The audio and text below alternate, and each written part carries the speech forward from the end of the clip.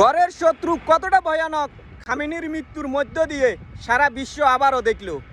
আমরা দেখছি এর আগে ইসরায়েল এবং যুক্তরাষ্ট্র ইরানে হামলা চালাইছে, কিন্তু ইরান পাল্টা জবাব দিছে এবং সারা বিশ্বের মানুষ ইরানকে প্রশংসা বাজাইছে। এরপর ডোনাল্ড ট্রাম্প কী করলো? ইরানের মানুষের মধ্যে কোন্দল সৃষ্টি করে দিছে। খাদ্যের একটা অভাব দেখায়, খাদ্যের অভাবকে হাতিয়ার বানায়, ইরানের মানুষের মধ্যে কোন্দল সৃষ্টি করে দিছে, যার হুকুমদাতা ছিল সরাসরি ডোনাল্ড ট্রাম্প। আজকে খামেনি মারা গেছে। খামেনি কি ইসরায়েল এবং যুক্তরাষ্ট্রের কাছে পরাজিত হয়েছে? না না, খামেনি মারা গেছে ঘরের শত্রুর কাছে। আমরা দেখছি ইরানের কিছু মানুষ খামেনির মৃত্যুর পর মিষ্টি বিতরণ করছে।